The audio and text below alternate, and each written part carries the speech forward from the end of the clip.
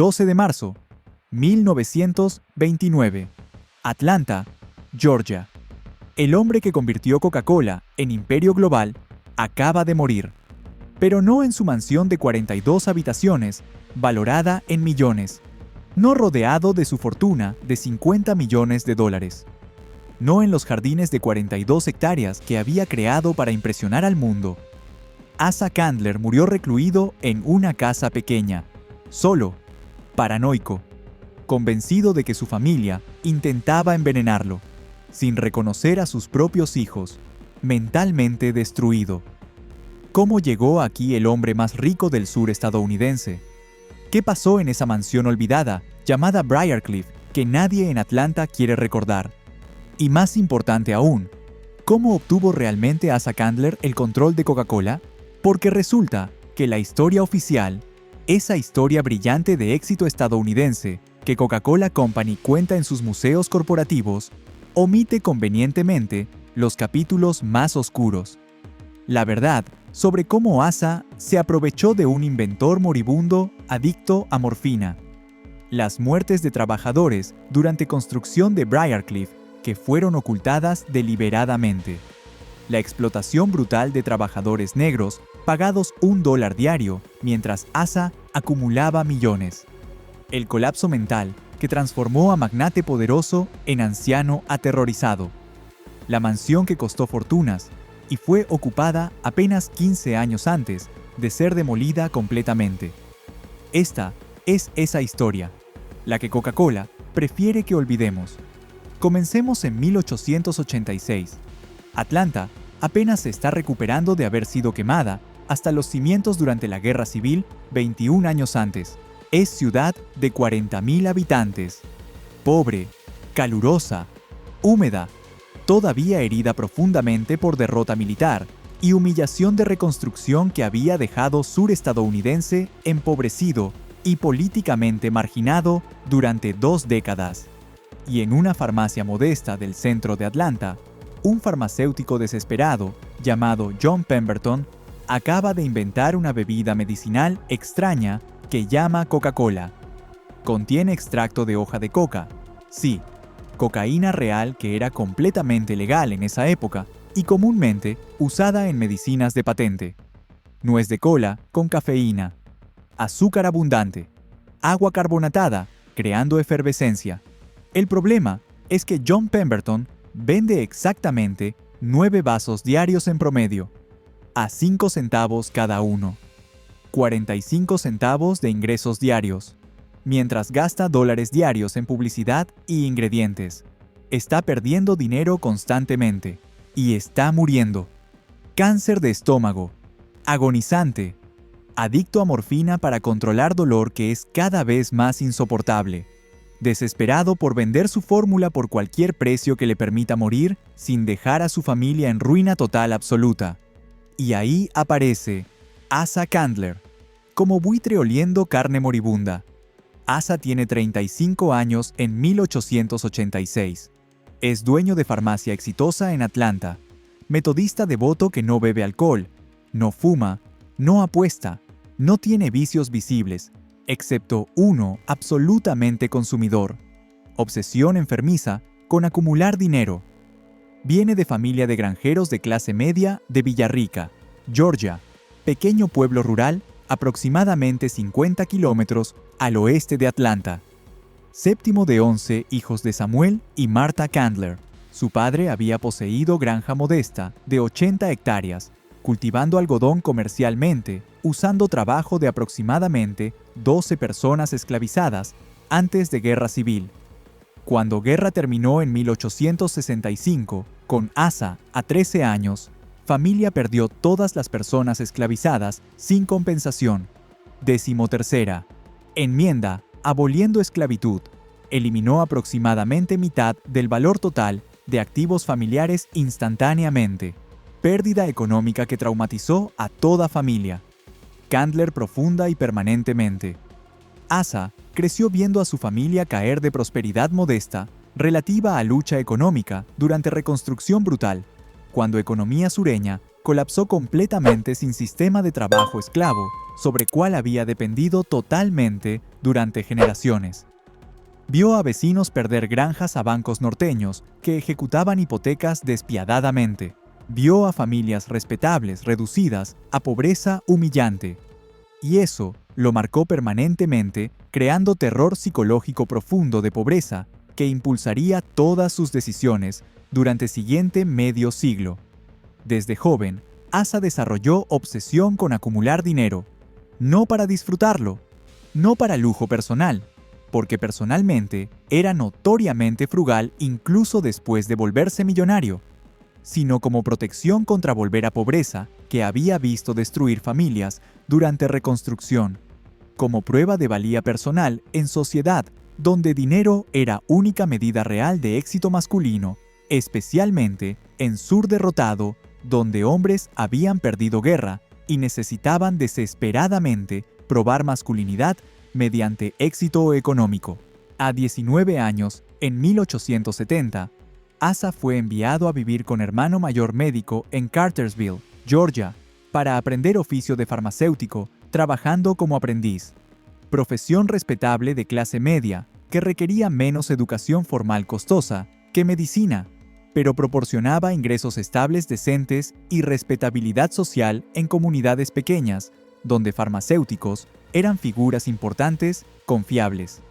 Completó aprendizaje farmacéutico en 1873 a 21, demostrando competencia técnica en preparación de medicinas, pero más importante, demostrando habilidad excepcional en tratar con clientes, desarrollando reputación de servicio atento personalizado que lo distinguía de competidores, y crucialmente importante, mostrando ambición comercial feroz de acumular riqueza y estatus social que carecía debido a orígenes rurales modestos. Trabajó brevemente en farmacias en varias ciudades pequeñas de Georgia durante 1870, ganando experiencia práctica y ahorrando capital modesto céntimo por céntimo, con frugalidad obsesiva. Se casó en 1878 a 26 años con Lucy Elizabeth Howard, mujer de 23 años de familia respetable de clase media de Atlanta. Matrimonio que produciría 5 hijos durante la siguiente década. En 1880, a 28 años, Asa se mudó finalmente a Atlanta, ciudad creciendo rápidamente, transformándose de ciudad relativamente pequeña, de 20,000 habitantes antes de Guerra Civil, que había sido quemada extensivamente por General Sherman en 1864, en metrópolis emergente de 40,000 habitantes, que se convertiría en centro comercial dominante del sur durante próximas décadas. Compró participación en farmacia establecida, usando ahorros acumulados durante años previos, trabajando prácticamente sin gastar nada en sí mismo, eventualmente comprando farmacia completamente en 1882, convirtiéndose en propietario único, operando negocio exitosamente, vendiendo medicinas de patente, preparando prescripciones médicas personalizadas y, crucialmente, desarrollando reputación de hombre de negocios agresivo, enfocado obsesivamente en expansión y ganancias máximas sin escrúpulos morales particulares que limitaran tácticas empresariales. Y entonces, en 1886, llega la oportunidad que transformaría completamente su vida. John Pemberton, farmacéutico de 55 años y químico aficionado, había inventado Coca-Cola en mayo de 1886, inicialmente comercializada como tónico medicinal, que supuestamente curaba dolores de cabeza, fatiga, nerviosismo, indigestión y numerosas otras dolencias comunes mediante combinación de extracto de hoja de coca conteniendo pequeñas cantidades de cocaína legal de época, extracto de nuez de cola conteniendo cafeína estimulante natural, azúcar abundante, haciendo bebida muy dulce y agradable al paladar, ácido fosfórico, proporcionando acidez característica, y saborizantes secretos que Pemberton guardaba celosamente, todo mezclado con agua carbonatada, creando bebida efervescente refrescante. Pemberton vendía Coca-Cola inicialmente solo en su propia farmacia en Atlanta, a precio de 5 centavos por vaso, vendiendo aproximadamente 9 bebidas diarias en promedio durante primer año de operación. Volumen de ventas tan bajo que negocio perdía dinero consistentemente porque costos de publicidad tratando de atraer clientes, ingredientes especiales importados como nuez de cola de África y operación diaria excedían dramáticamente ingresos modestos de ventas. Situación financiera completamente insostenible que eventualmente forzaría a Pemberton a buscar desesperadamente socios con capital de inversión o compradores para fórmula que él creía genuinamente tenía potencial comercial enorme si pudiera ser comercializada apropiadamente con recursos financieros suficientes que él personalmente no tenía. Asa Candler conoció Coca-Cola inicialmente como cliente bebiendo ocasionalmente la bebida en farmacia de Pemberton durante 1886. Quedó intrigado por su sabor distintivo único, diferente de cualquier otra bebida disponible en mercado, y por efectos estimulantes perceptibles de cafeína y cocaína que hacían que consumidores se sintieran temporalmente energizados y alertas después de beber, creando potencial para consumo repetido habitual. Pero más importante, Asa reconoció instintivamente potencial comercial masivo que Pemberton enfermo y sin recursos financieros no estaba capitalizando efectivamente. Vio bebida dulce, efervescente, ligeramente adictiva por cocaína y cafeína, que podría venderse masivamente a público general si se mercadeaba agresivamente con publicidad apropiada y se distribuía ampliamente más allá de farmacia individual de Pemberton, y comenzó negociaciones para adquirir derechos de fórmula y marca Coca-Cola. Lo que sucedió durante 1887 y 88, mientras Pemberton agonizaba lentamente de cáncer de estómago, es controvertido históricamente y revelador sobre carácter real de Asa Candler, detrás de imagen pública, de hombre de negocios respetable y filántropo generoso. Porque documentación de transacciones es incompleta, contradictoria y deliberadamente confusa.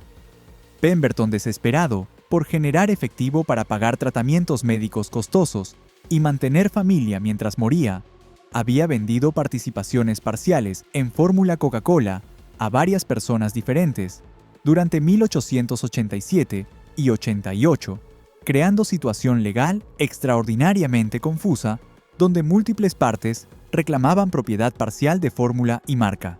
Algunos historiadores argumentan que Asa compró derechos directamente de Pemberton por aproximadamente $2.300 totales, pagados en múltiples transacciones pequeñas durante 1888, suma que, aunque significativa, no era fortuna y que representaba fracción minúscula del valor potencial futuro que Pemberton nunca vivió para ver realizarse. Pero otras fuentes históricas sugieren que situación era significativamente más siniestra y moralmente cuestionable. Que Asa se aprovechó deliberadamente, de hecho, de que Pemberton estaba muriendo de cáncer, estaba adicto a morfina que nublaba su juicio, estaba desesperado financieramente y no tenía recursos para defender sus derechos legalmente contra hombre de negocios agresivo con recursos superiores. Que Asa usó amenazas explícitas de litigio legal prolongado, costoso, que Pemberton moribundo no podía permitirse ni física ni financieramente para forzar a Pemberton y otros reclamantes competidores sin recursos a vender sus derechos por precios artificialmente bajos, que no reflejaban valor real de propiedad intelectual que estaban cediendo. Que Asa compró sistemáticamente todos los reclamos competidores parciales durante 1888 y 89, mediante combinación de pagos directos mínimos y amenazas implícitas de destrucción financiera mediante batallas legales que competidores pobres simplemente no podían sostener, consolidando así control completo exclusivo de Coca-Cola mediante tácticas que, aunque probablemente legales, técnicamente eran moralmente cuestionables en extremo. Lo que sabemos con certeza absoluta es esto: John Pemberton, inventor de Coca-Cola, muere de cáncer de estómago en agosto de 1888 a edad de 57 años. Muere pobre, en habitación alquilada, pequeña modesta. su invención que se convertiría en una de las marcas comerciales más valiosas de toda la historia del capitalismo mundial, valuada eventualmente en cientos de billones de dólares, le había generado prácticamente nada personalmente.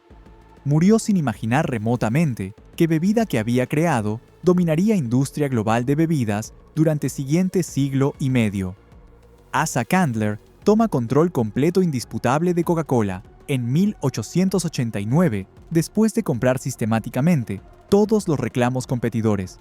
Tiene 37 años y procede inmediatamente a construir lo que sería uno de los imperios comerciales más exitosos jamás creados en sur estadounidense, mediante combinación de genio de marketing genuino y explotación laboral sistemática brutal.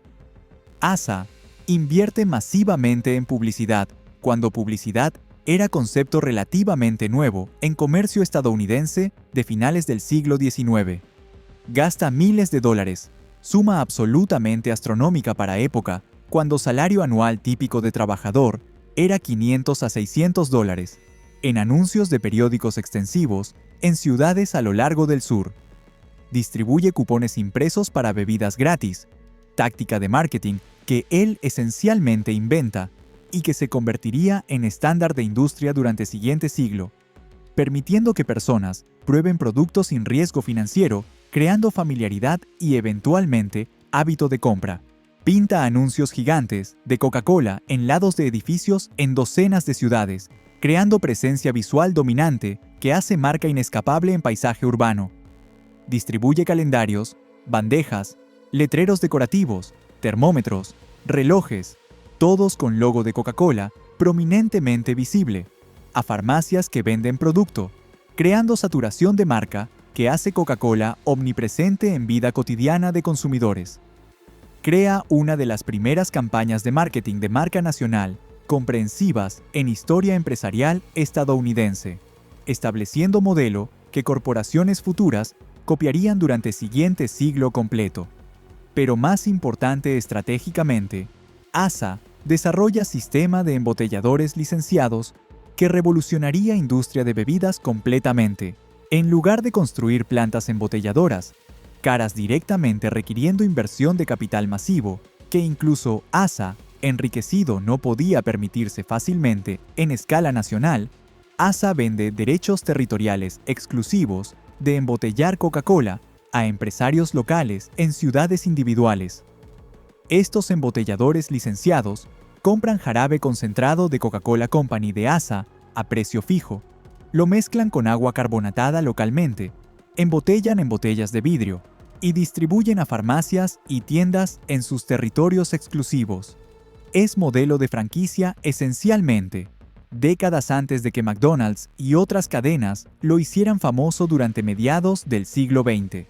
Y funciona explosivamente bien, porque permite expansión rápida sin requerir que Asa invierta capital masivo directamente en infraestructura de producción.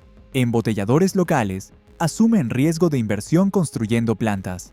Asa simplemente vende jarabe concentrado a todos ellos, generando ganancias masivas con riesgo mínimo. Las ventas de Coca-Cola explotan exponencialmente bajo gestión agresiva de Asa. De aproximadamente 9 bebidas diarias en 1886, antes de que Asa adquiriera control, a aproximadamente 100 bebidas diarias en 1890, a aproximadamente 1000 bebidas diarias en 1893, a aproximadamente 9000 bebidas diarias en 1895. Incremento de 1000 veces en menos de 10 años. Crecimiento que era absolutamente extraordinario por cualquier estándar. Para 1900, Coca-Cola se vende en cada estado de Estados Unidos. Para 1905, está expandiéndose internacionalmente a Cuba, Canadá, México. Para 1910, está en Europa, comenzando penetración de mercados globales, que eventualmente la convertiría en bebida más reconocida universalmente del planeta. Y Asa Candler se vuelve extraordinariamente, obscenamente rico mediante este éxito comercial. Su fortuna personal alcanza aproximadamente $1 millón en 1900, suma que lo coloca entre hombres más ricos de sur estadounidense, 5 millones en 1910, colocándolo entre élite financiera nacional. Eventualmente, 50 millones en pico en 1919, equivalente aproximadamente a 800 millones de dólares actuales ajustados por inflación, haciéndolo uno de 100 hombres más ricos de Estados Unidos y sin duda el hombre más rico del sur sin competencia cercana. Pero hay secretos oscuros profundos detrás de esa fortuna masiva que Coca-Cola Company Corporación moderna preferiría que olvidáramos convenientemente. Trabajadores en plantas embotelladoras de Coca-Cola durante años 1890 y primeros años 1900 eran pagados salarios absolutamente miserables de pobreza.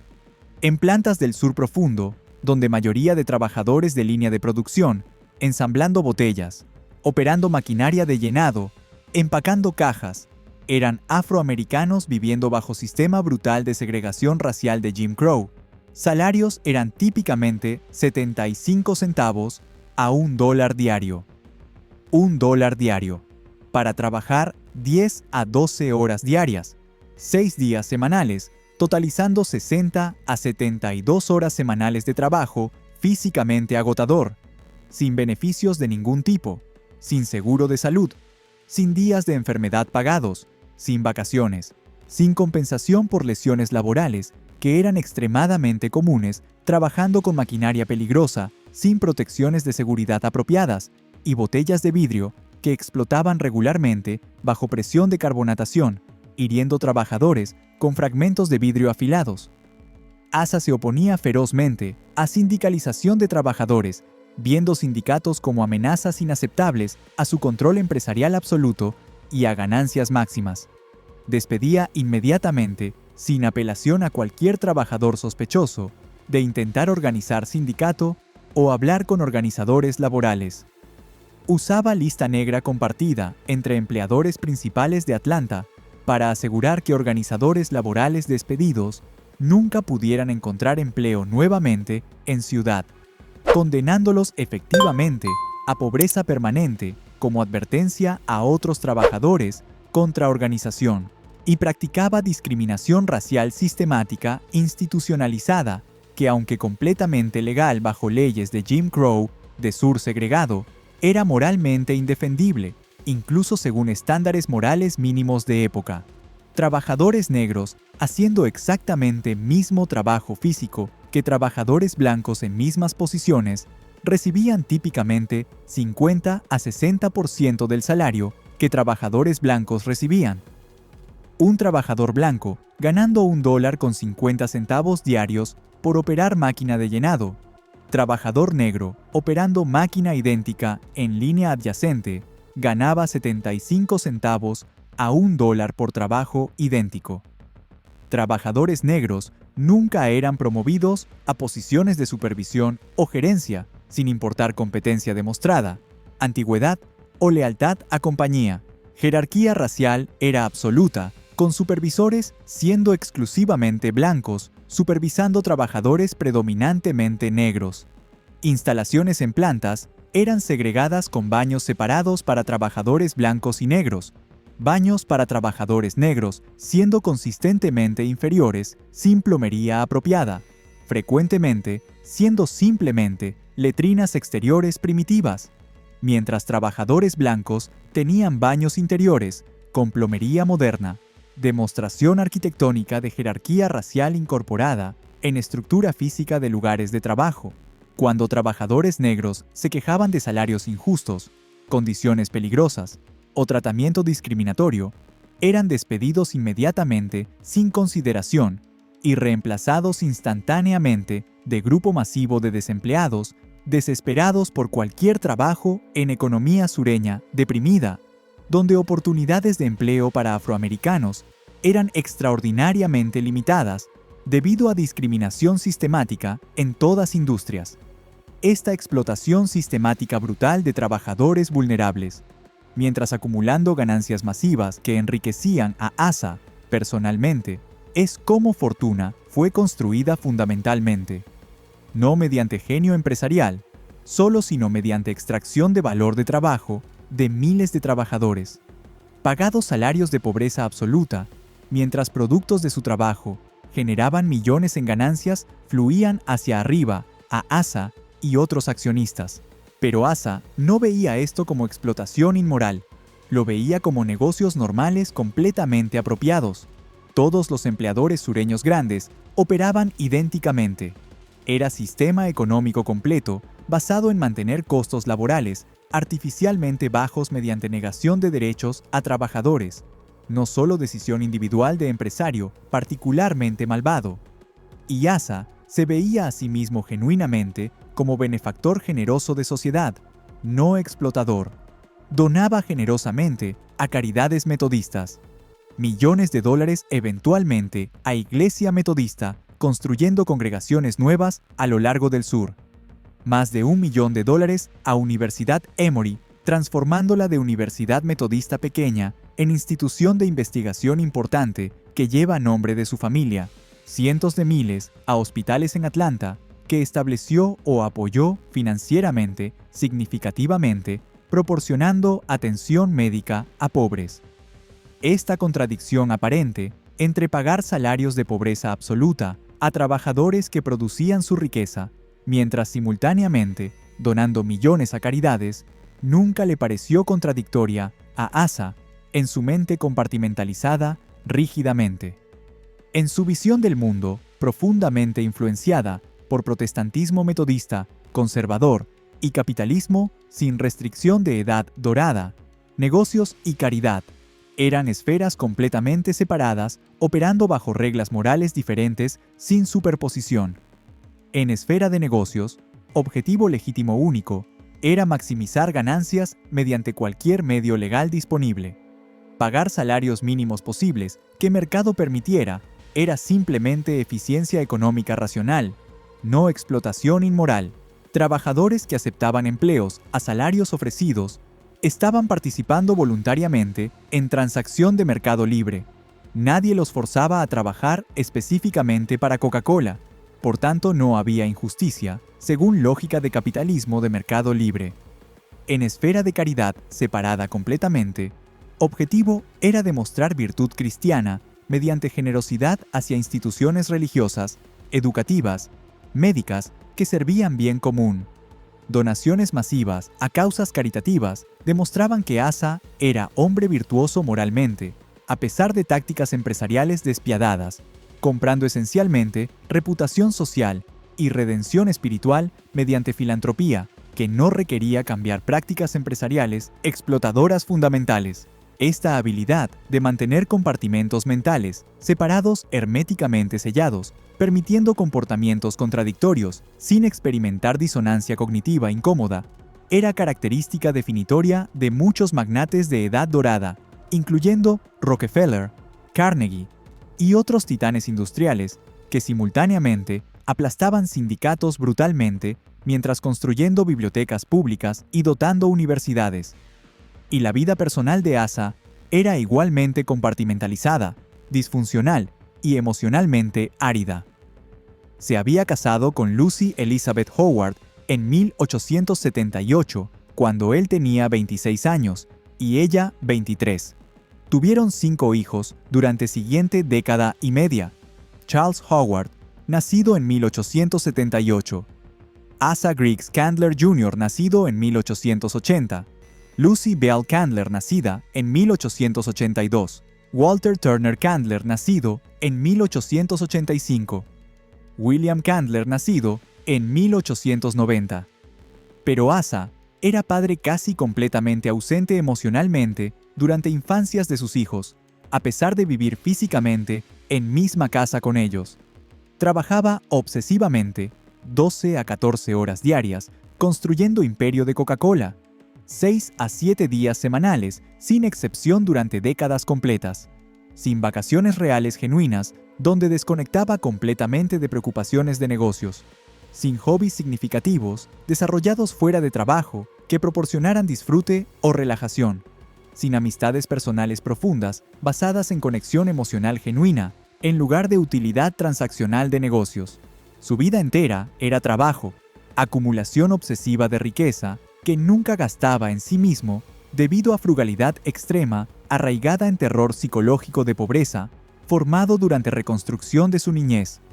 Lucy, su esposa, manejaba esencialmente todos aspectos de vida doméstica y crianza de 5 hijos completamente sola, sin asistencia significativa o participación emocional de Asa. Tomaba todas las decisiones sobre educación de hijos, disciplina cuando se portaban mal, actividades sociales apropiadas, sin consultar a Asa, quien delegaba absolutamente completamente responsabilidades familiares, concentrándose exclusivamente obsesivamente en expansión de Coca-Cola Company. Las cartas de Lucy a familiares preservadas en archivos históricos de Georgia revelan frustración creciente durante años con esposo emocionalmente ausente. Se quejaba repetidamente que Asa nunca estaba presente verdaderamente, incluso cuando estaba físicamente en casa para cenas familiares breves, que estaba constantemente distraído mentalmente por preocupaciones de negocios durante conversaciones familiares, que era incapaz de relajarse genuinamente o disfrutar tiempo con hijos sin estar preocupado obsesivamente por ventas, competencia, expansión de mercados, que priorizaba trabajo sobre familia absolutamente siempre sin excepción cuando había conflicto entre obligaciones familiares y oportunidades de negocios. Los 5 hijos de Asa crecieron esencialmente sin padre presente, activamente en sus vidas cotidianas, a pesar de vivir en misma casa. Criados principalmente por Lucy y servicio doméstico contratado, viendo a Asa principalmente durante cenas familiares, breves tensas donde frecuentemente estaba mentalmente ausente, perdido en pensamientos sobre negocios, o físicamente ausente, completamente debido a viajes de negocios extensos que lo llevaban fuera de Atlanta durante semanas. Y esta negligencia paternal crónica, durante décadas, los marcaría permanentemente. Todos desarrollando problemas psicológicos severos durante adultez, que amigos familiares y eventualmente terapeutas profesionales atribuirían directamente a ausencia emocional de padre durante infancias formativas. Pero en 1902, cuando Asa tiene 51 años y Coca-Cola está generando ganancias masivas, haciéndolo millonario múltiple, decide que necesita demostrar su éxito al mundo de manera tangible, visible, que todos puedan ver físicamente y admirar externamente. Decide construir mansion, no simplemente casa grande cómoda para familia, sino estate completo elaborado. Monumento arquitectónico a su éxito empresarial, que rivalizaría con mansiones extravagantes que industriales millonarios del norte estaban construyendo en Newport, Rhode Island y North Shore de Long Island, Nueva York, durante Edad Dorada. Algo que demostraría concluyentemente que Sur Nuevo, industrializado de principios del siglo XX, podía producir riqueza material y refinamiento cultural, igualando o superando al norte victorioso, a pesar de haber perdido guerra civil, apenas 37 años antes, y haber sufrido 2 décadas de reconstrucción humillante y empobrecimiento económico severo. Asa compra aproximadamente 42 hectáreas de tierra en Druid Hills, área suburbana exclusiva, emergente ubicada al noreste del centro de Atlanta, que estaba siendo desarrollada cuidadosamente durante primeros años del siglo XX como vecindario residencial de élite, diseñado específicamente para atraer a familias más ricas de Atlanta que querían escapar de densidad, ruido, contaminación, crimen de centro urbano, mientras manteniendo acceso conveniente mediante nuevos tranvías eléctricos que conectaban suburbios con centro comercial. El área Druid Hills había sido previamente tierra agrícola rural, poco poblada de bajo valor, pero estaba siendo transformada mediante desarrollo inmobiliario planificado profesionalmente en suburbio de jardín ideal, estadounidense, con calles curvas, siguiendo topografía natural, en lugar de cuadrícula rígida. Lotes residenciales grandes de media hectárea o más permitiendo jardines extensos. Restricciones arquitectónicas estrictas, codificadas en títulos de propiedad, asegurando que solo casas de alta calidad, de cierto valor mínimo, serían construidas manteniendo valores de propiedad. espacios verdes abundantes con parques comunitarios, todo diseñado conscientemente para atraer a élite social y económica blanca de Atlanta, creando enclave exclusivo, segregado racialmente, donde solo blancos ricos podían comprar propiedad y residir. Convenios restrictivos raciales explícitos en títulos de propiedad de Druid Hills prohibían venta de lotes a afroamericanos, judíos, inmigrantes recientes de Europa del Sur, Oeste y otros grupos considerados indeseables socialmente por élite WASP, que controlaba desarrollo, prácticas de segregación residencial, que aunque completamente legales, hasta que Corte Suprema las declaró inconstitucionales en caso Shelley vs. Kramer, en 1948, eran fundamentalmente injustas, perpetuando segregación racial que caracterizaría Atlanta geográficamente durante todo siglo XX y continúa afectando patrones residenciales hasta presente contemporáneo. En este terreno de 42 hectáreas en enclave blanco exclusivo, ASA planea construir no simplemente casa, sino estate autosuficiente completo que reflejaría su estatus como uno de hombres más ricos de Sur, competiría con mansiones elaboradas de magnates del norte, demostraría que él había logrado éxito estadounidense máximo a pesar de orígenes rurales modestos de familia, de clase media empobrecida por guerra civil. Contrata al arquitecto J. Lloyd Preacher de Atlanta en 1902 para diseñar mansión principal. Preacher era arquitecto respetable, técnicamente competente, que había diseñado varios edificios comerciales importantes en Atlanta durante años 1890, estableciendo reputación apropiada para clientes adinerados que valoraban competencia profesional, aunque no era figura de renombre nacional como Richard Morris Hunt o Stanford White, que diseñaban para Vanderbilt y otros titanes del norte. El diseño que Preacher crea para ASA es mansion en estilo revival colonial georgiano, estilo arquitectónico extremadamente popular durante era progresista de primeros años del siglo XX entre élites estadounidenses blancas, especialmente en Sur.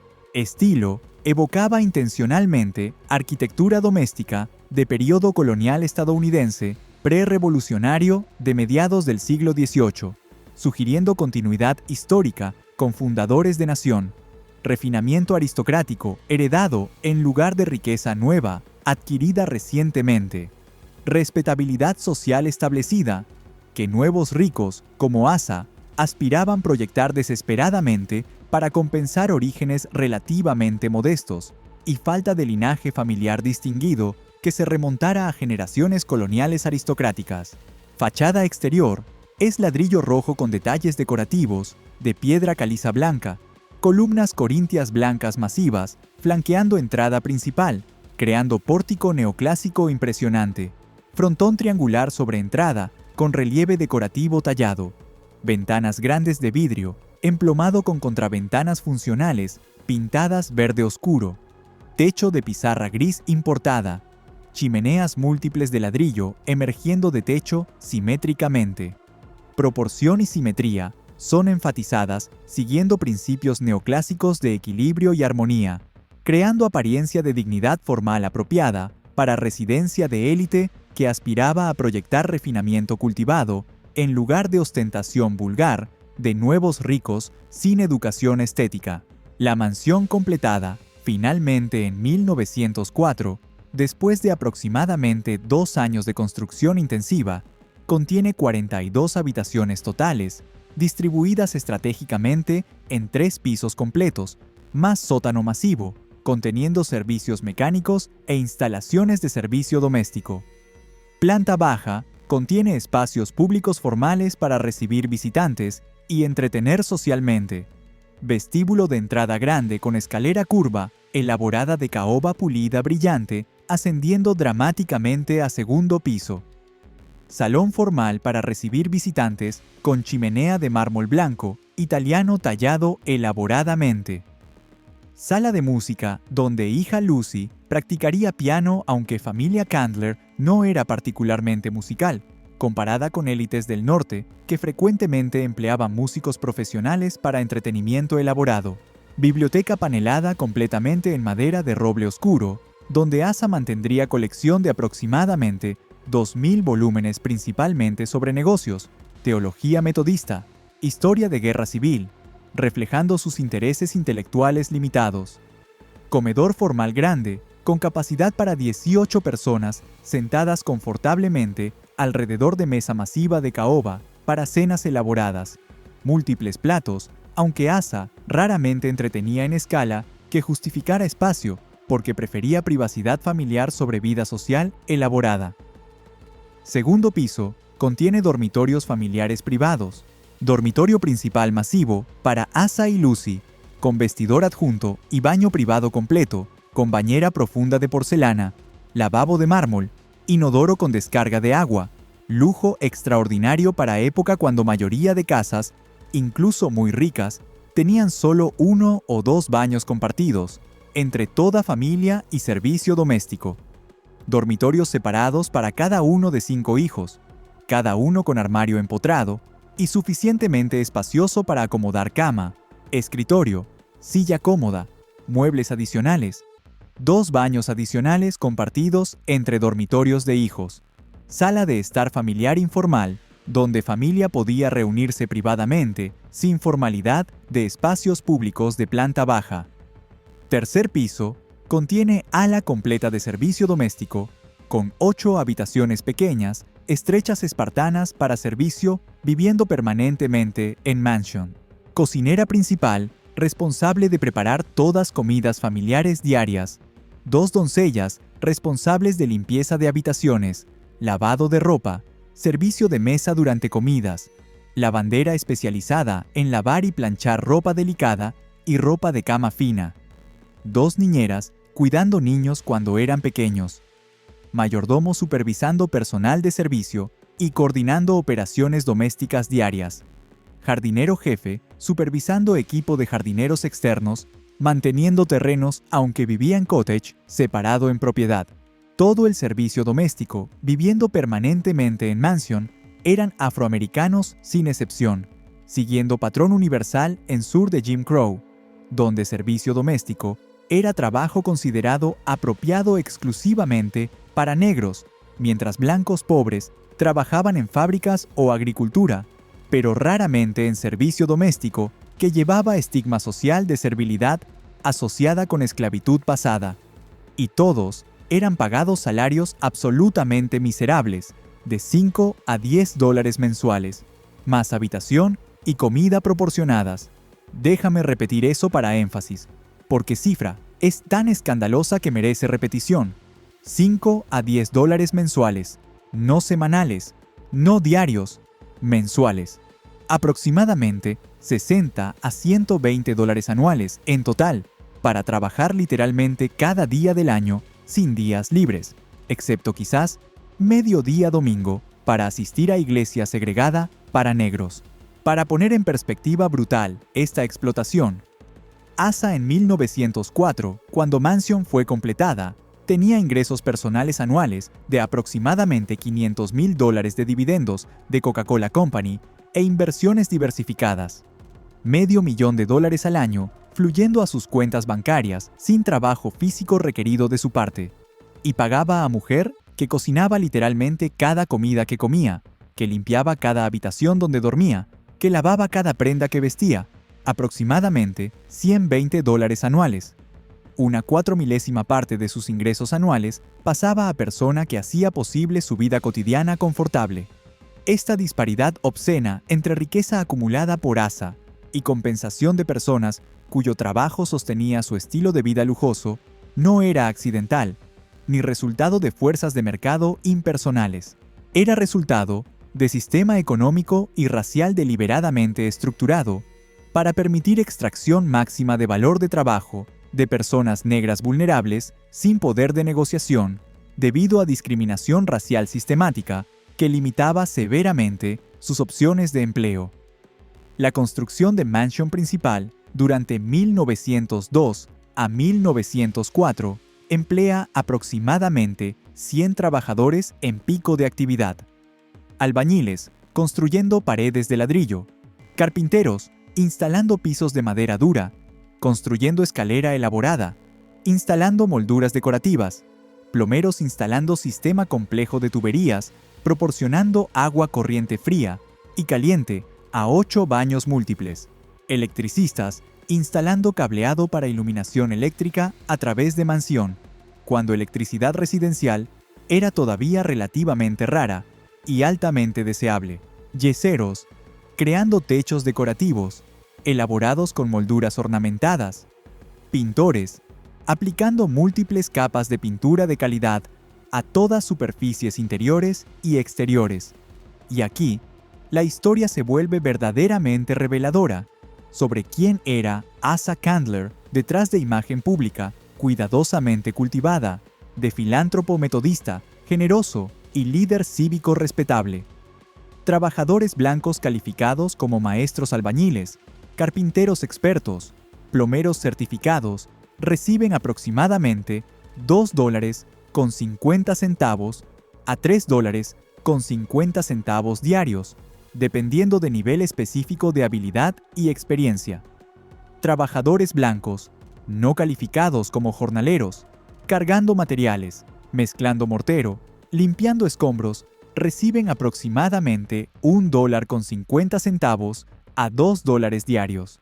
Trabajadores negros, independientemente de nivel de habilidad, independientemente de años de experiencia, independientemente de cuán especializado o peligroso sea trabajo que realizan, reciben uniformemente $1 a $1.50 diarios. Punto final. Sin excepciones. Un albañil negro con 20 años de experiencia profesional, capaz de crear trabajo de mampostería, técnicamente perfecto estructuralmente y estéticamente hermoso, recibe exactamente mismo salario miserable que jornalero negro sin entrenamiento que simplemente carga ladrillos en carretilla. Porque en Sur de Jim Crow, de 1902 a 04, color de piel de trabajador importaba infinitamente más que competencia profesional o valor económico objetivo de habilidades que poseía. Sistema de supremacía blanca requería que trabajadores negros fueran mantenidos en posición económica subordinada independientemente de capacidades individuales para preservar jerarquía racial que beneficiaba a blancos de todas clases sociales, proporcionando grupo permanente de trabajadores desesperados, dispuestos a trabajar por salarios de pobreza, porque alternativas eran aún peores.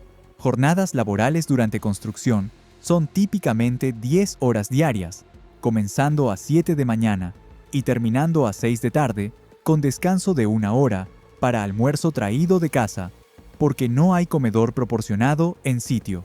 6 días semanales, de lunes a sábado, totalizando 60 horas semanales, sin pago de tiempo extra por horas adicionales, sin días de enfermedad pagados cuando trabajadores se enferman o lesionan, sin seguro de salud de ningún tipo, sin compensación por lesiones laborales, excepto en casos absolutamente más extremos de muerte o incapacidad permanente total, donde familias podrían recibir pagos únicos mínimos de $50 a $100. Y Asa, a pesar de su riqueza masiva de millones, presiona constantemente a contratistas generales supervisando construcción para completar trabajo más rápidamente, reduciendo costos mediante cualquier medio posible, incluyendo recortar esquinas en materiales donde no sería visible públicamente, acelerar cronogramas forzando trabajadores a trabajar más intensamente bajo supervisión más estricta, negociar agresivamente a la baja cualquier costo que parezca excesivo, porque aunque era multimillonario, Asa era notoriamente tacaño mezquino en gastos personales, debido a frugalidad obsesiva, arraigada psicológicamente en terror de pobreza, formado durante niñez, viendo familia luchar económicamente durante reconstrucción. Gastaba millones expandiendo Coca-Cola Company porque eso generaba retornos financieros adicionales, pero gastos en su propia residencia, que no generaban retorno financiero directo, eran vistos como desperdicio potencial que debía minimizarse obsesivamente incluso cuando podía permitirse fácilmente gastos más generosos. Asociados de negocios y miembros de familia recordarían décadas después en entrevistas de historia oral que Asa reutilizaba sobres para correspondencia, volteándolos y escribiendo en reverso para ahorrar centavos, que negociaba agresivamente cada compra personal, sin importar cuán pequeña, tratando de obtener descuento de cada comerciante, que se negaba a reemplazar ropa gastada hasta que literalmente se deshacía en sus manos, llevando trajes con codos parcheados múltiples veces. Este era hombre con literalmente millones de dólares depositados en bancos usando trajes parcheados para ahorrar $30 en traje nuevo. El costo total de construcción de mansión alcanza aproximadamente $150,000 cuando es finalmente completada en 1904, equivalente aproximadamente a $4,500,000 actuales, ajustados por inflación. Suma sustancial, ciertamente, pero modesta, comparada con mansiones contemporáneas que Vanderbilts estaban construyendo en Newport, gastando literalmente millones de dólares en residencias individuales de verano, usadas apenas 2 o 3 meses anualmente, o mansiones que Carnegie y Frick estaban construyendo en Nueva York, gastando similares fortunas, porque Asa no podía psicológicamente permitirse gastar extravagantemente, incluso cuando podía permitírselo financieramente, técnicamente. Su mentalidad formada durante años, observando familia luchar económicamente, simplemente no le permitía disfrutar gastando riqueza que había acumulado obsesivamente durante décadas. Pero mansión de 42 habitaciones es solamente comienzo de desarrollo de Briarcliff Estate, que consumiría próximos 8 años de vida de Asa y millones adicionales de dólares, transformando 42 hectáreas completas en estate autosuficiente elaborado, que funcionaría esencialmente como pueblo privado pequeño, dedicado completamente a servir necesidades y caprichos de una sola familia extraordinariamente rica. Durante años 1904 a 1912, Asa construye sistemáticamente infraestructura elaborada a través de propiedad completa. 1905. Establos masivos de ladrillo con espacio para 30 caballos. No porque Asa ame caballos particularmente o disfrute montar ecuestre como hobby genuino, sino porque caballos de carreras pura sangre premiados son símbolo de estatus que élites estadounidenses tienen durante Edad Dorada, demostración de riqueza y refinamiento aristocrático que Asa necesita poseer para ser aceptado completamente como miembro de élite social, a pesar de orígenes modestos. Eventualmente, gastará cientos de miles de dólares comprando caballos de carreras pura sangre, premiados de criaderos prestigiosos, que raramente monta personalmente, manteniéndolos principalmente como posesiones de estatus que impresionan a visitantes. Los caballos son inversión en capital social, no fuente de disfrute personal recreacional genuino. Los establos emplean equipo de 10 trabajadores permanentemente. Entrenador profesional de caballos blanco, pagado aproximadamente $100 mensuales, supervisando cuidado y entrenamiento de animales valiosos.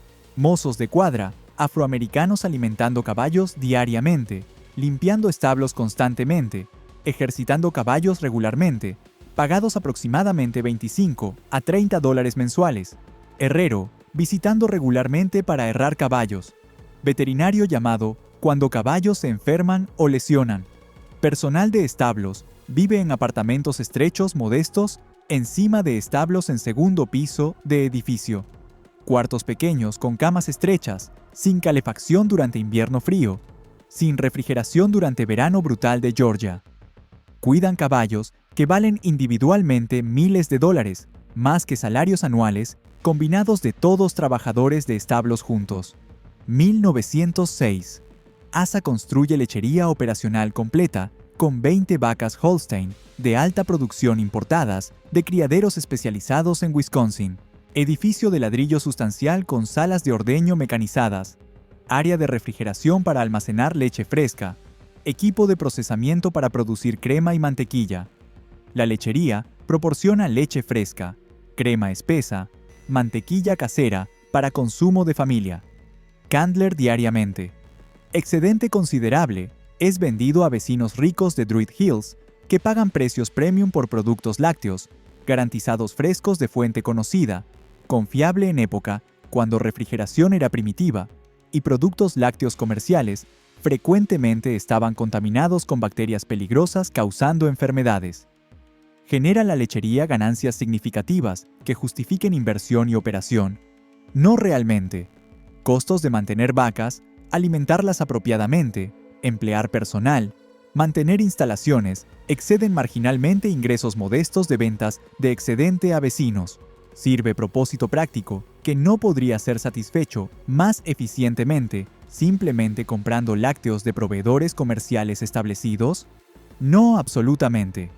Lechería existe, principalmente, como demostración teatral de autosuficiencia aristocrática rural que élites terratenientes tradicionales valoraban simbólicamente, evocando haciendas señoriales europeas, donde aristocracia producía alimentos en propias tierras, en lugar de depender de mercados comerciales comunes. Es performance de clase, esencialmente, no operación agrícola económicamente racional.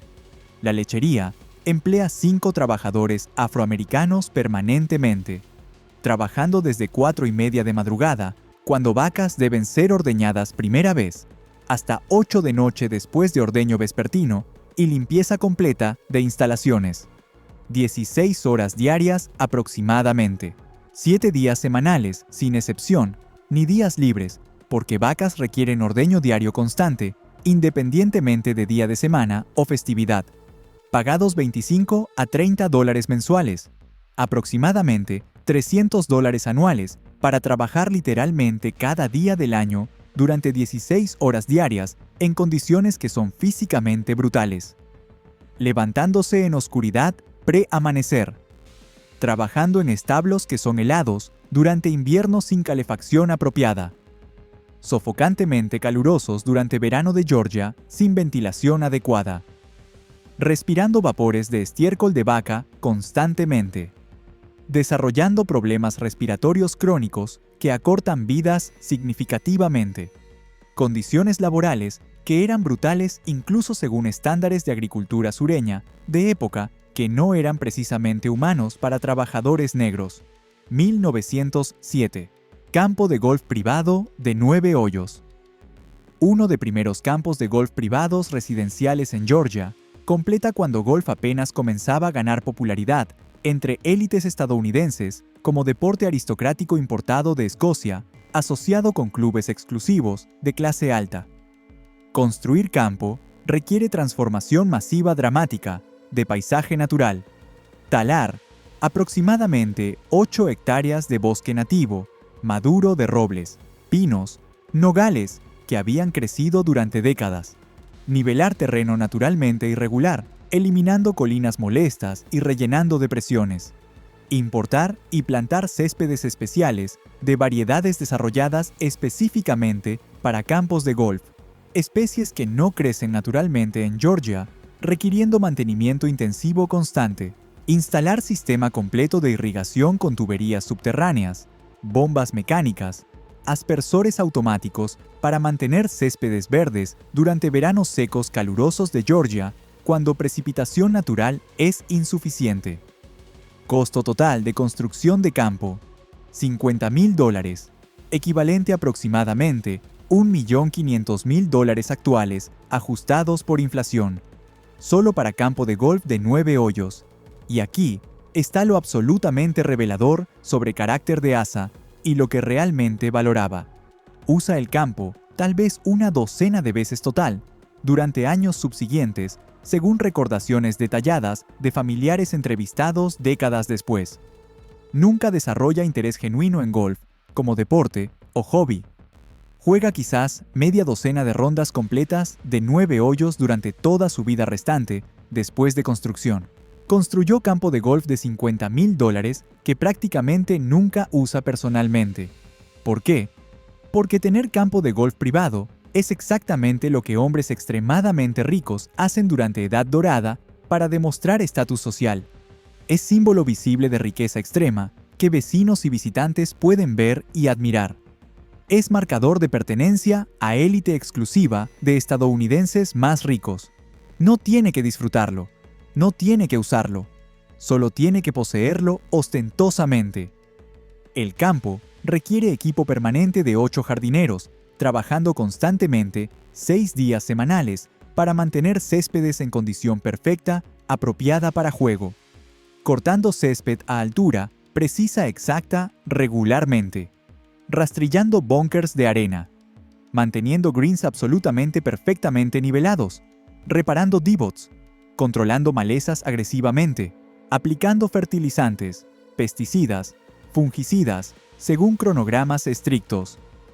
Todos los jardineros del campo de golf son trabajadores afroamericanos locales, pagados aproximadamente $1 diario, $6 semanales, aproximadamente $300 anuales para trabajo físicamente agotador bajo sol brutal de Georgia, trabajando jornadas de 10 horas diarias, de 7 de mañana, cuando sol ya está calentando implacablemente, hasta 6 de tarde, cuando finalmente comienza a refrescar ligeramente. Sin protección solar apropiada, porque protector solar no existe comercialmente, y sombreros de ala ancha son considerados inapropiados para trabajadores que deben presentar apariencia ordenada pulcra. Sin agua suficiente proporcionada durante jornada, causando deshidratación crónica severa. Sin descansos adecuados para recuperarse de calor extremo, que frecuentemente excede 35 grados Celsius, con humedad sofocante, que hace que sensación térmica sea aún más brutal. Testimonios de historia oral, recolectados durante años, 1970, de trabajadores ancianos que habían trabajado en Briarcliff durante juventud, en años 1910 y 20, describen condiciones que eran verdaderamente inhumanas, según cualquier estándar moral razonable. Uno de esos trabajadores, hombre llamado Samuel Washington, entrevistado en 1972, cuando tenía 84 años, recordaba haber trabajado en campo de golf de Briarcliff desde edad de 16 años en 1904 hasta 1911, cuando escapó finalmente a Detroit buscando trabajo en fábricas automotrices emergentes que pagaban salarios múltiplos de lo que podía ganar en Georgia bajo Jim Crow. Describió como supervisor blanco del campo de golf, hombre llamado Patterson, según recordaba Samuel, llevaba látigo de cuero, literalmente colgando de cinturón, como recordatorio constante amenazante de que trabajadores negros podían ser golpeados físicamente si trabajaban demasiado lento, según juicio completamente subjetivo, arbitrario del supervisor. Describió haber visto personalmente a Patterson azotar con látigo a trabajador negro llamado Henry, que había colapsado por agotamiento de calor en día particularmente brutal de julio. Patterson gritando que Henry estaba fingiendo enfermedad para evitar trabajo, mientras Henry yacía semiconsciente en césped. Describió cómo trabajadores frecuentemente orinaban en pantalones durante jornadas laborales porque no había baños accesibles en campo de golf, y abandonar trabajo para caminar 15 minutos hasta letrinas más cercanas en área de servicio resultaría en castigo por supervisor enfurecido por pérdida de tiempo productivo. Humillación que causaba vergüenza profunda, pero que era necesaria para mantener empleo desesperadamente necesario. Describió cómo trabajadores sufrían regularmente golpes de calor severos durante veranos brutales de Georgia, algunos muriendo literalmente en campo cuando cuerpos simplemente no podían continuar funcionando bajo combinación de calor extremo, deshidratación severa, agotamiento físico total, pero que estas muertes nunca eran reportadas oficialmente a autoridades, porque ASA y gerentes no querían escrutinio o regulación gubernamental de prácticas laborales que, aunque legales, técnicamente eran obviamente abusivas brutalmente. Familias de trabajadores que morían recibían pagos únicos de $50 a $75 como compensación total por vida perdida, suma que, aunque significativa para familias empobrecidas, era fracción absurda de lo que compensación justa debería ser, y eran requeridas firmar documentos renunciando cualquier reclamación legal futura contra Candler o empleadores como condición para recibir estos pagos miserables, efectivamente comprando silencio de familias afligidas mediante coerción económica, cuando alternativa era no recibir absolutamente nada. Estas prácticas laborales brutales no eran excepcionales ni resultado de supervisores particularmente sádicos, actuando independientemente contra políticas de ASA. Eran resultado directo de sistema estructurado por ASA personalmente, donde objetivo único era minimizar costos laborales absolutamente mediante pagar salarios más bajos posibles que mercado permitiera y extraer máximo trabajo físico posible de trabajadores mediante supervisión intensiva amenazante, sin consideración alguna por bienestar humano o dignidad de trabajadores, que eran vistos como recursos explotables, intercambiables, en lugar de seres humanos con derechos y valor inherente. ASA sabía exactamente cómo trabajadores eran tratados en su propiedad. Visitaba Briarcliff regularmente durante fines de semana. Veía a trabajadores sudando bajo sol brutal. Escuchaba informes de gerentes sobre productividad. Aprobaba presupuestos operacionales que deliberadamente minimizaban gastos en salarios y condiciones laborales para maximizar eficiencia económica. Y nunca intervino para mejorar condiciones o aumentar salarios, porque hacerlo habría aumentado costos operacionales, reduciendo eficiencia económica de Estate, que ya operaba con pérdida sustancial, requiriendo subsidios masivos de fortuna personal de ASA. 1908. ASA construye lago artificial de 2 hectáreas mediante construcción de presa sustancial de tierra compactada a través de arroyo pequeño llamado Peavine Creek, fluyendo naturalmente a través de propiedad.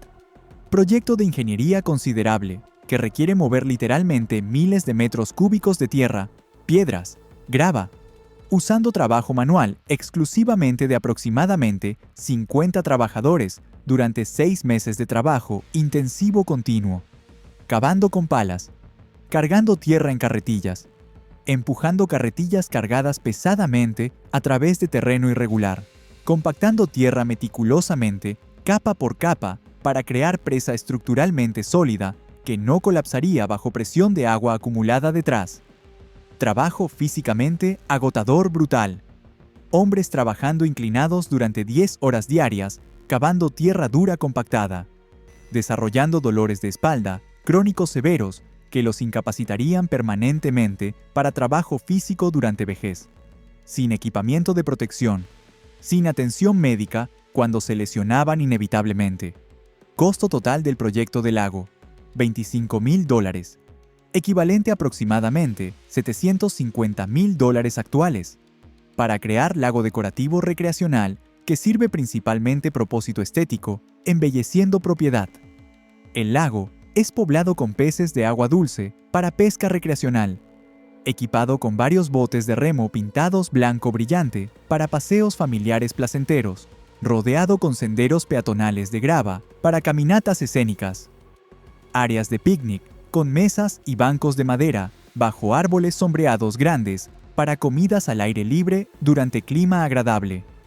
Y este lago artificial resulta ser uno de pocos aspectos de estate elaborado que ASA realmente disfruta usar personalmente, según recordaciones múltiples de familiares.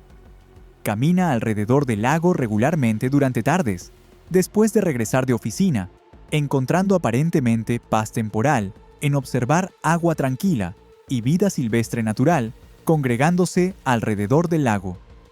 Quizás porque le recuerda nostálgicamente estanques de granja de su niñez rural en Villarrica, antes de que ambición, riqueza, responsabilidades empresariales complicaran su vida irreversiblemente, transformándolo de niño granjero simple en magnate, atormentado, obsesionado. Los jardines formales, elaborados alrededor de mansión principal, son diseñados por arquitecto paisajista, contratado específicamente de Nueva York, profesional entrenado en principios de diseño de jardín, europeo formal. Estilo, jardín italiano, renacentista, con parterres geométricos simétricos, bordeados con setos de boj, tallados meticulosamente en formas rectangulares precisas, senderos de grava, rastrillada perfectamente lisa, irradiando simétricamente desde mansión en patrones geométricos, fuentes ornamentadas de mármol importado con figuras alegóricas de dioses mitológicos griegos, vertiendo agua en cuencas circulares, estatuaria clásica de mármol blanco, importada de talleres en Carrara, Italia, representando figuras mitológicas y alegorías de virtudes. Jardines se extienden aproximadamente 200 metros desde fachada sur de mansión, creando vistas impresionantes, cuidadosamente enmarcadas desde ventanas principales de salones y comedor, diseñados específicamente para ser admirados visualmente desde interior de mansión, en lugar de ser usados activamente para recreación familiar. Los jardines requieren equipo permanente de 12 jardineros, trabajando constantemente año completo para mantener en condición perfecta apropiada para propiedad de élite, manteniendo setos tallados precisamente en formas geométricas perfectas, requiriendo recorte frecuente meticuloso, plantando flores estacionalmente en parterres geométricos, creando patrones de color que cambian con estaciones, cortando céspedes inmaculadamente, creando alfombras verdes perfectamente uniformes, sin malezas ni parches irregulares, barriendo senderos de grava, escrupulosamente removiendo cada hoja caída y ramita, manteniendo fuentes limpias brillantes, sin acumulación de algas o depósitos minerales, bajo supervisión de jardinero jefe británico, importado específicamente de Inglaterra, donde había trabajado en estates aristocráticos, aprendiendo técnicas tradicionales de jardinería formal europea. Pagado salario sustancial de $200 mensuales, reflejando sus habilidades especializadas raras, conocimiento técnico de horticultura y, crucialmente, su identidad racial como europeo blanco que lo colocaba automáticamente en posición de autoridad sobre trabajadores subordinados independientemente de competencias reales comparativas. Mientras jardineros subordinados, todos afroamericanos locales sin excepción, reciben $25 a $30 mensuales para realizar todo el trabajo físico real, bajo dirección de jardinero jefe británico. Disparidad salarial de aproximadamente 7-1 entre supervisor blanco europeo y trabajadores negros estadounidenses reflejaba jerarquías raciales rígidas de época, donde trabajadores blancos europeos eran automáticamente considerados superiores, inherentemente, a trabajadores negros estadounidenses, independientemente de habilidades, experiencia, productividad real, simplemente debido a color de piel y origen geográfico. Más allá de instalaciones principales ya descritas, ASA construye durante años 1904 a 1912 aproximadamente 20 edificios adicionales, de servicio diversos distribuidos estratégicamente a través de propiedad de 42 hectáreas, creando infraestructura completa necesaria para operación autosuficiente de estate masivo. Casa de fuerza, conteniendo generadores eléctricos de vapor, proporcionando electricidad a mansión y edificios de servicio antes de que Servicio Eléctrico Municipal llegara a área de Druid Hills en 1915, requiriendo operadores trabajando turnos 24 horas, alimentando calderas con carbón, monitoreando presión, manteniendo generadores funcionando continuamente, lavandería industrial grande equipada con lavadoras mecánicas de vapor, planchas calentadas con carbón, tablas de planchar, donde todo ropa de mansión, incluyendo sábanas, toallas, ropa personal de familia, mantelería formal, era lavada por equipo de 4 lavanderas afroamericanas, trabajando sobre tinas de agua hirviendo, respirando vapores constantemente, planchando durante horas con planchas pesadas de hierro, calentadas que causaban quemaduras frecuentes. Trabajo que era físicamente brutal, causando problemas de salud crónicos. Casa de hielo, donde bloques enormes de hielo natural, cortados del lago durante invierno, cuando agua congelaba suficientemente gruesa, eran almacenados en acerrín grueso para aislamiento térmico, proporcionando refrigeración primitiva durante verano antes de refrigeración mecánica, requiriendo trabajadores que cortaban hielo con sierras manuales, en condiciones peligrosas sobre el lago congelado, donde caídas a través de hielo delgado causaban ahogamientos ocasionales, que eran tratados como accidentes lamentables inevitables, en lugar de resultado de condiciones laborales innecesariamente peligrosas.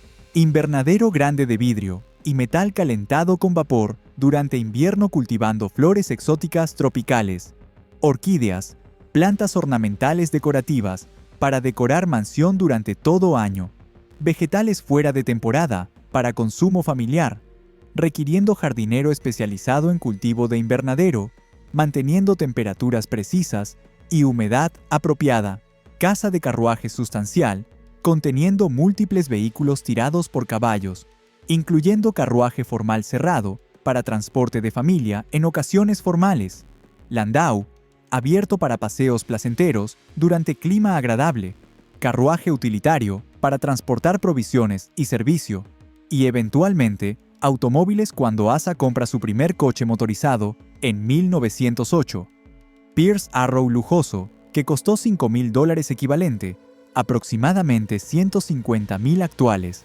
requiriendo mecánico entrenado para mantener motor temperamental y chofer profesional para operar, porque ASA nunca aprendió a conducir personalmente. Casas pequeñas de madera para jardineros claves y sus familias, proporcionando vivienda en propiedad, asegurando que personal esencial estuviera disponible constantemente sin necesidad de viajar diariamente desde Atlanta. Viviendas que eran modestas, estrechas básicas sin comodidades modernas, pero que eran preferibles a alternativas disponibles para trabajadores negros en Atlanta, segregada, donde opciones de vivienda eran severamente limitadas por discriminación racial. Talleres de carpintería y herrería equipados con herramientas y equipamiento, permitiendo que reparaciones menores de edificios, equipamiento, vehículos, implementos pudieran ser hechas internamente por personal especializado sin necesidad de contratar trabajadores externos, manteniendo autosuficiencia operacional, que ASA valoraba por razones tanto prácticas de conveniencia como simbólicas de autonomía aristocrática. Oficina de administración donde gerente de estate supervisaba operaciones diarias complejas, coordinando trabajo de aproximadamente 60 empleados totales, requeridos para mantener propiedad masiva, funcionando eficientemente, gestionando presupuestos departamentales, autorizando compras de provisiones, manteniendo registros de personal, informando regularmente a ASA sobre gastos operacionales que éste escrutinizaba obsesivamente, buscando oportunidades de reducir costos, incluso marginalmente. Briarcliff Estate funciona durante años, 1904 a 1920, esencialmente como pueblo privado pequeño, autosuficiente con población residente de aproximadamente 80 personas, incluyendo familia Candler, servicio doméstico, viviendo en mansion, trabajadores viviendo en casas de empleados en propiedad, con su propia infraestructura completa de generación eléctrica, agua, tratamiento de aguas residuales mediante pozos sépticos, con jerarquía social rígidamente estructurada, con familia Candler en cúspide absoluta, ejerciendo control total, gerentes blancos en nivel medio, trabajadores blancos calificados en nivel medio-bajo, trabajadores negros en nivel inferior absoluto, sin posibilidad de movilidad ascendente, debido a segregación racial sistemática legal, bajo Jim Crow. La vida familiar de ASA en Briarcliff durante años, 1904 a 1919, cuando vende Coca-Cola Company, es documentada fragmentariamente en cartas familiares preservadas en archivos de Universidad de Emory, recordaciones de nietos escritas durante años 1960 y 70, artículos ocasionales de periódicos de sociedad de Atlanta, y revelan cuadro consistente de riqueza material extraordinaria, proporcionando todas comodidades físicas imaginables, coexistiendo con disfunción emocional familiar severa, distancia relacional profunda, infelicidad psicológica que dinero no podía resolver ni siquiera aliviar temporalmente.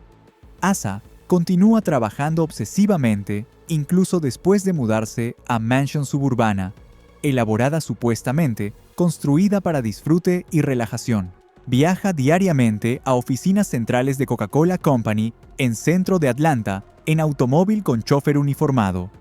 Trabaja desde 7 de mañana hasta 7 o incluso 8 de noche regularmente. 6 días semanales, sin falta. Regresa a Briarcliff, agotado física y emocionalmente, sin energía restante para involucrarse significativamente con familia. Las cenas familiares en comedor formal de Briarcliff capaz de acomodar 18 personas, pero usado típicamente solo por familia Candler de 7 personas, son frecuentemente silenciosas, tensas, incómodas. Asa sentado en cabecera de mesa masiva de caoba, preocupado mentalmente por asuntos de negocios, incluso mientras comida es servida por sirvientes uniformados, respondiendo preguntas de Lucy, su esposa o hijos, con monosílabos distraídos sin hacer contacto visual genuino, ocasionalmente explotando enojadamente cuando interrumpido en pensamientos por pregunta que considera trivial o molesta, aterrorizando a hijos más jóvenes que aprenden rápidamente a permanecer silenciosos en presencia de padre impredeciblemente irritable. Hijos recordarían posteriormente en entrevistas de historia oral y memorias escritas que esta tensión omnipresente durante interacciones familiares era característica definitoria traumática de infancias en Briarcliff, a pesar del lujo material extraordinario que los rodeaba. Vivían en mansión de 42 habitaciones con campo de golf privado y lago artificial, pero tenían padre emocionalmente ausente que era incapaz de expresar afecto o aprobación, creando vacío emocional que el lujo material no podía llenar. Lucy, esposa de Asa, manejaba todos aspectos de vida doméstica completamente sola, sin asistencia significativa de Asa, quien delegaba absolutamente todas responsabilidades familiares. Tomaba decisiones sobre educación de hijos eligiendo escuelas privadas apropiadas. Disciplinaba hijos cuando se portaban mal. Organizaba actividades sociales apropiadas. Gestionaba personal de servicio doméstico de aproximadamente 15 personas trabajando en mansión. Todo sin consultar a Asa, quien estaba completamente absorto en Coca-Cola. Y los 5 hijos desarrollan durante infancias y adolescencias en Briarcliff relaciones profundamente dañadas, complicadas con padre ausente emocionalmente, buscando desesperadamente aprobación paternal, que raramente, si alguna vez, llegaba, porque Asa estaba demasiado preocupado con ventas de Coca-Cola para notar logros de hijos, desarrollando resentimientos profundos que manifestarían destructivamente durante adultez. Charles Howard, hijo mayor, empujado por Asa a unirse a Coca-Cola Company, en posiciones gerenciales, después de graduarse de universidad, desarrolla alcoholismo progresivo severo durante años 1910, que familiares atribuyen directamente a presión insoportable de trabajar bajo supervisión crítica constante, de padre perfeccionista, imposible de satisfacer para quien nada era suficientemente bueno, cada logro minimizado, cada error magnificado despiadadamente. Asa, Junior, hijo segundo, desarrolla adicción a juego, apostando compulsivamente en carreras de caballos, perdiendo decenas de miles de dólares. Comportamiento autodestructivo que psicólogos modernos reconocerían como intentos de obtener atención de padre emocionalmente ausente mediante crisis dramáticas que fuerzan involucramiento paternal, aunque sea negativo crítico. Lucy Beale, hija única, desarrolla lo que contemporáneos describen vagamente como nerviosismo severo o neurastenia, términos de época para lo que probablemente era depresión clínica severa o trastorno de ansiedad, requiriendo tratamientos prolongados en sanatorios privados costosos durante años 1910, nunca casándose, nunca viviendo independientemente, permaneciendo dependiente de familia toda su vida. William, hijo menor, muere trágicamente en accidente automovilístico en 1913 a edad de 23 años, cuando coche que conducía volcó en carretera rural. Muerte que devasta a Asa, causando depresión severa durante meses, porque finalmente penetra su enfoque obsesivo en negocios, forzándolo a confrontar costo personal de negligencia familiar, cuando hijo menor murió antes de que Asa hubiera invertido tiempo desarrollando relación genuina padre-hijo. Pero incluso esta tragedia no cambia fundamentalmente comportamiento de Asa. Después de meses de duelo depresivo, regresa a patrón establecido de trabajo obsesivo, 12 horas diarias, como si trabajo fuera único mecanismo de afrontamiento psicológico que conocía para lidiar con dolor emocional. Y entonces llega 1919, año que cambiará todo permanentemente. Lucy, esposa de Asa, durante 41 años de matrimonio, muere en octubre de 1919, después de enfermedad prolongada que registros médicos no especifican precisamente. Ella tenía 64 años, y Asa, a 68 años, colapsa psicológicamente, porque Lucy había sido ancla invisible que había hecho posible toda su vida empresarial. Había gestionado completamente esfera doméstica, permitiéndole concentrarse exclusivamente, obsesivamente, en Coca-Cola. Había creado estructura familiar y estabilidad que Asa necesitaba profundamente, pero nunca reconoció conscientemente ni valoró apropiadamente hasta que desapareció súbitamente.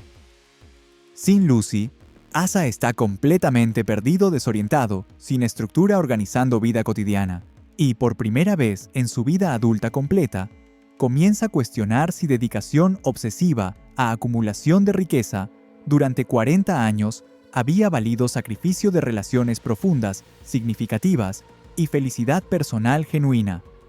Este cuestionamiento llega 4 décadas demasiado tarde para rectificar, pero llega finalmente destrozadoramente. En septiembre de 1919, apenas un mes antes de muerte de Lucy, Asa toma decisión que conmociona a comunidad empresarial de Atlanta completamente. Vende su participación mayoritaria en Coca-Cola Company a grupo de inversionistas liderado por Ernest Woodruff por $25 millones. La venta es incomprensible para observadores externos. Coca-Cola genera millones anuales en ganancias. Está expandiéndose globalmente exitosamente. Asa había construido toda su identidad adulta alrededor de compañía durante 30 años, pero Asa nunca explica públicamente motivaciones. Evidencia fragmentaria sugiere combinación de factores: edad avanzada, 68 años, y cansancio, muerte inminente de Lucy, causando reevaluación de prioridades, presiones de hijos adultos queriendo heredar riqueza líquida, cambios en clima político, con impuestos aumentando amenazando fortunas. Pero emocionalmente, Venta deja a Asa sin propósito definidor por primera vez en décadas. Durante meses, después de Venta en otoño e invierno 1919 a 1920, Asa cae en depresión severa, devastadora. Pasa días enteros en biblioteca de Briarcliff, sentado inmóvil mirando hacia espacio vacío, sin leer, sin hablar, sin comer apropiadamente. Pierde peso dramáticamente. Duerme irregularmente despertando, en medio de noche, caminando pasillos vacíos de mansión de 42 habitaciones que parece cavernosa opresivamente silenciosa. Personal doméstico reporta que Asa frecuentemente llama nombre de Lucy en voz alta, pensando que ella todavía está viva. Comportamiento alarmante, sugiriendo deterioro mental progresivo. Y entonces, síntomas se vuelven más oscuros, perturbadores. Asa desarrolla paranoia creciente desconectada de realidad. Cree que antiguos asociados conspiran robar fortuna. Cree que sirvientes envenenan comida. Cree que hijos planean declararlo incompetente para robar herencia. Comienza a cambiar cerraduras de dormitorio, instalando múltiples candados. Duerme con pistola cargada bajo almohada. Hombre de 70 años aterrorizado en mansión que construyó. En julio 1920, familia toma decisión dolorosa de trasladarlo a casa más pequeña en Inman Park, más cerca de centro, donde puede ser supervisado médicamente. Asa resiste furiosamente. Acusa a familia de traición. Requiere intervención física forzada. Briarcliff queda vacía. Mansión de 42 habitaciones, ocupada solo por seguridad mínima. Ningún Candler quiere vivir allí. Demasiado grande. Demasiados recuerdos oscuros. Demasiado costosa mantener. Asa vive recluido deteriorando hasta muerte en marzo 1929 a 77 años. 8 años de demencia progresiva. Muriendo sin reconocer hijos. Herencia de 50 millones dividida desigualmente causa batallas legales brutales entre hermanos. Charles recibe Briarcliff específicamente. Herencia que se vuelve carga. Durante Gran Depresión, 1930. Imposible vender estate. Charles lista a 500.000 en 1931. Sin ofertas. Reduce a 400.000, 300.000, 200.000. Todavía sin venta. Mansión vacía deteriora progresivamente. Techos filtran. Ventanas rotas. Jardines salvajes. Campo de golf invadido por malezas. Todo lo que costó millones destruido por abandono. Finalmente, en 1937, desarrollador compra por solo 120.000, aproximadamente un tercio del costo de construcción original solo de Mansion. Inmediatamente, demolición comienza. Otoño 1937. 3 meses desmantelando sistemáticamente. Mansión de 42 habitaciones que costó fortuna. Reducida a escombros. Llevada a vertederos. Terreno subdividido en 200 lotes suburbanos. Vendidos a clase media. Casas modestas de 5 a 15.000 reemplazan estate de millones. Para 1950, área indistinguible de cualquier subdivisión. 0 marcadores históricos. Borramiento completo. Lecciones de Briarcliff. Riqueza extrema no garantiza felicidad. Asa acumuló 50 millones. Murió solo confundido paranoico. Obsesión laboral destruye familias. Todos sus hijos desarrollaron problemas severos. Edificios sin propósito serán destruidos. 33 años de construcción a demolición. Explotación laboral mancha legado permanentemente. Filantropía no borra prácticas inmorales. Y finalmente, familia destruida por negligencia no se repara con herencia. Asa Candler murió mentalmente destruido, su mansión demolida, su familia desgarrada, sus trabajadores explotados olvidados. Ese es legado real, no millones, no imperio Coca-Cola, sino vidas dañadas, relaciones destruidas, felicidad sacrificada. Esa es historia oscura que Briarcliff cuenta.